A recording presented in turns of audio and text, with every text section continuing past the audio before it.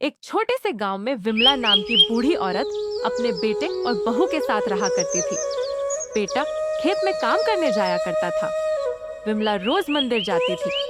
एक दिन मंदिर के बाहर विमला और मीना की मुलाकात होती है, जो बचपन से ही एक दूसरे को जानती थी। अरे विमला, कैसी हो? अरे मीना, तुम बहुत दिनों के बाद मिल रही हो। तुम कैसी हो? हाँ विमला, सुना है तुम्हारे बेटे की शादी हो गई है। और सब कैसा चल रहा है? बहू कैसी है? सेवा तो करती है ना? हाँ, 2 महीने पहले ही शादी हुई है, लेकिन तुम तो शादी में नहीं आई। अरे विमला, मैं तो आना चाहती थी, लेकिन मेरे पति की तबीयत उस दिन बहुत खराब थी, इसलिए नहीं आ पाई। अच्छा, कोई बात नहीं, और बताओ कैसी हो? अरे नहीं विमला, पहले तू बता, बहू कैसी है? मेरी बहू तो लाखों में एक है। उसे घर के सारे काम आते हैं, मेरी बहुत सेवा करती है, मुझे एक काम तक हाथ नहीं लगाने देती। रोज गर्मागर्म भोजन पहले मुझे परोसती है, फिर बाद में दोनों पति पत्नी खाते हैं। सारे घर को बहुत अच्छी तरह संभाल लेती है। मेरी बहुत अच्छी बहू है, मुझे अपनी माँ की तरह ही समझती है। अरे बिमला, तेरे तो भाग्य खुल गए जो इतनी अच्छी बहू मिली। चलो भाई, ये तो बहुत बढ़िया हो गया। अब तुम्हें कोई फिक्र करने की जरूरत नहीं, इतनी अच्छी बहू जो मिल गई है।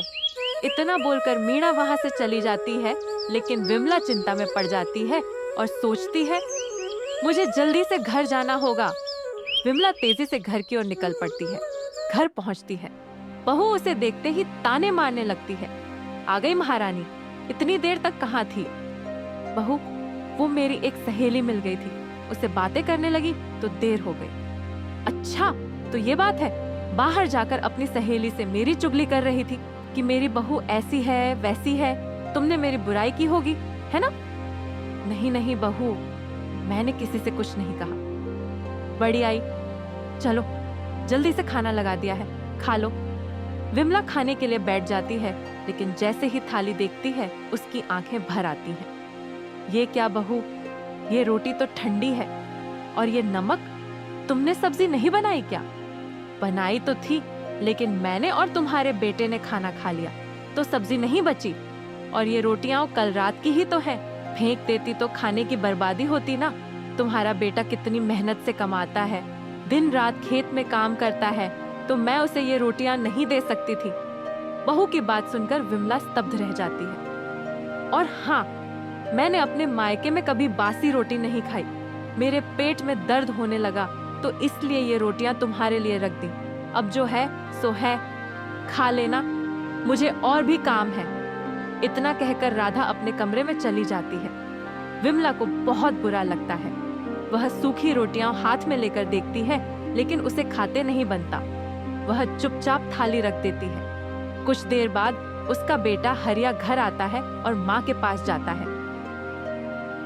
माँ, तुमने खाना खा लिया? हाँ बेटा, मैंने खाना खा लिया। आज तो राधा ने बहुत स्वादिष्ट खाना बनाया था। तुम्हारी मनपसंद सब्जी बनाई थी। विमला अपने आंसू रोकते हुए हल्का सा मुस्कुराती है। हाँ बेटे, सच में खाना बहुत ही स्वादिष्ट था, मेरा तो पेट ही भर गया। सच में? राधा के हाथों में जादू है, जादू। तुम तो बहुत किस्मत वाली हो माँ, जो तुम्हें ऐसी बहू मिली है। यह सुनकर विमला की आंखों में पानी आ जाता है। वह मन में सोचती है, जो बेटा अपने बीवी के मोह में अंधा हो चुका है, उसे कुछ भी कहने का क्या फायदा।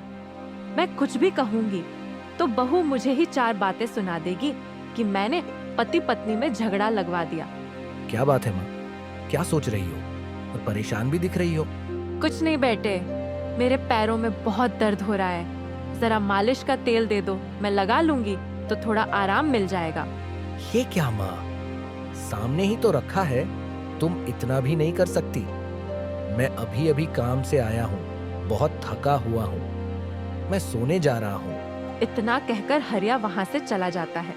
विमला को बहुत बुरा लगता है। वह अपने पति को याद करते हुए बोलती है। विमला आंखों में आंसू ली, काश आप मुझे छोड़कर नहीं गए होते। अब क्यों चले गए? अगर जाना ही था तो मुझे भी अपने साथ ले जाते, तो आज मेरा ये हाल नहीं होता। देख रहे हो अपने बेटे को, जो अपनी पत्नी के प्यार में इतना अंधा हो चुका है कि उसे अपनी माँ की तकलीफ तक नहीं दिखती। मैं अगर बहू के बारे में कुछ भी कहती तो वह अपनी पत्नी की ही तरफदारी करता। दूसरी ओर राधा और हरिया अपने कमरे में बात कर रहे हैं। क्या बात है राधा, बहुत थकी थकी सी लग रही हो। हाँ, मेरे पैरों में बहुत दर्द है और सिर में भी। दिन भर काम करके थक जाती हूँ। तुम्हें तो पता ही है, घर का सारा काम, माँ जी का खाना पीना, उनकी दवाइयों का ध्यान, सब कुछ मुझे ही देखना पड़ता है। दिन भर बहुत सारे काम होते हैं। अरे माँ जी को क्या है, वो तो दिन भर सिर्फ आराम फरमाती हैं। ये नहीं कि तुम्हारा थोड़ा हाथ बटा दें। अच्छा उनकी छोड़ो, मैं तुम्हारा सिर और पैर दबा देता हूँ। मैं हूं ना तुम्हारा ख्याल रखने के लिए। तुम चिंता क्यों करती हो? सच? सच में आप मेरा पैर दबा देंगे? तब तो जल्दी आराम हो जाएगा। तुम्हें परेशान देखकर मैं भी परेशान हो जाता हूँ। तुम परेशान होती हो तो मुझे बिल्कुल भी अच्छा नहीं लगता। माँ का क्या है, वो तो आज हैं, कल नहीं। उनकी उम्र हो चली है, उनकी छोड़ो। विमला यह सारी बातें सुन लेती है। उसकी आंखों में आंसू आ जाते हैं। वह धीरे से बुदबुदाती है, वाह बेटे वाह, जब मैंने तुझसे सिर्फ तेल लाने को कहा तो तुझसे इतना भी नहीं हुआ। मुझसे कहकर गया कि सोने जा रहा है और यहाँ अपनी पत्नी के पैर दबा रहा है। तुझे तेरी पत्नी का दुख दिखता है, माँ का नहीं। विमला बहुत उदास होकर सोने चली जाती है। अगले दिन सुबह का समय, राधा और हरिया नाश्ते की टेबल पर बैठकर बातें कर रहे हैं। सुनिए जी, मेरे रिश्तेदार के यहाँ आज शादी है। मुझे शादी में जाना है। अच्छा तो फिर तैयार हो जाओ। लेकिन मुझे एक बहुत अच्छी महंगी सी साड़ी चाहिए और कुछ गहने भी। मेरे पास बहुत कम गहने हैं। मुझे शादी में सबसे अच्छा दिखना है। राधा, इतने पैसे तो नहीं है मेरे पास। तुम्हारे पास तो बहुत सारी साड़ियां हैं, उनमें से कोई पहन लो। और वैसे भी शादी तो तुम्हारे दूर के रिश्तेदार की है। ठीक है, मत दिलाओ, मैं कोई पुरानी सी साड़ी पहन लूंगी। सोचो, शादी में इतने लोग होंगे, मुझे पुरानी साड़ी में देखकर औरतें बातें बनाएंगी। इतना बोलकर राधा गुस्से में उठकर चली जाती है और हरिया चुपचाप उसे देखता रह जाता है। विमला यह सब देख सुन रही होती है और एक लंबी सांस लेकर सोचती है, इस घर में मेरी कोई कद्र नहीं है और अब हरिया भी बहू की ही हर बात मानने लगा है। जाने दो, मैं इसी तरह चली जाती हूँ, आपकी ही बदनामी होगी। और अगर मैं नई साड़ी और बहुत सारे गहने पहन कर गई तो आपका ही नाम ऊंचा होगा। लेकिन राधा, तुम तो जानती हो ना, मेरे पास इतने पैसे नहीं हैं। इतने पैसे मैं कहां से लाऊं? तुम ही बताओ। मेरे पास एक तरकीब है, तुम्हें नहीं पता, लेकिन तुम्हारी माँ के पास बहुत पैसे हैं। उनसे मांग लो। माँ के पास पैसे? लेकिन वो तो कभी अपनी अलमारी की चाबी तुम्हें कभी भी नहीं देती। तो फिर तुम्हें कैसे पता? हाँ, मुझे पता है। उसने उसमें बहुत सारा पैसा छुपा रखी है। हमें वो सारा पैसा निकाल लेना चाहिए। उनको पैसे का क्या काम, सब कुछ तो हम लोग ही देते हैं खरीद कर। लेकिन मैं उनसे कहूंगा क्या? मुझे नहीं लगता कि उनके पास कोई पैसे होंगे। हाँ, थोड़े बहुत हो सकते हैं, लेकिन इतने भी नहीं। तुम उनसे कहना कि पिछले साल जमींदार से कुछ पैसे ब्याज पर लिए थे और अब तक चुकाए नहीं हैं। जमींदार रोज आकर धमका रहा है। इतना सब कहने के बाद भी अगर तुम्हारी माँ ने पैसे नहीं दिए तो हम उन्हें घर से निकाल देंगे। कोई माँ इतनी कठोर नहीं हो सकती कि अपने बेटे को तकलीफ में देखकर भी पैसे न निकाले। और अगर फिर भी उन्होंने पैसे नहीं दिए तो उन्हें घर से बाहर निकाल देंगे।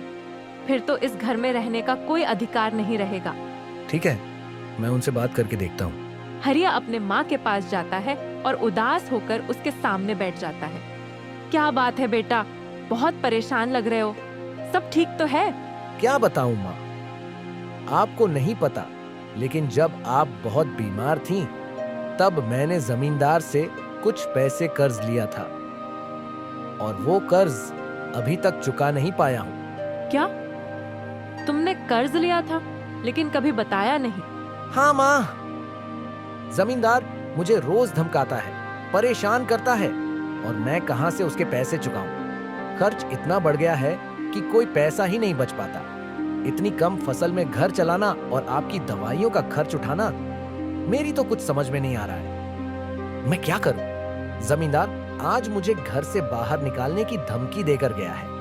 अगर उसे पैसे नहीं मिले तो वह हमारा घर छीन लेगा। माँ, था? तुम इतना परेशान मत हो बेटा। मेरे पास कुछ पैसे हैं जो तुम्हारे पिताजी ने बुरे समय के लिए रखे थे। इससे बुरा समय और क्या होगा। तुम वो पैसे ले लो और जमींदार का कर्ज चुका दो। ज्यादा तो नहीं है, लेकिन तुम्हारी कुछ तो मदद हो ही जाएगी। विमला अलमारी से पैसे निकालकर हरिया को दे देती है। यह देखकर राधा बहुत खुश हो जाती है। वह उन पैसों से साड़ी और गहने खरीद लेती है।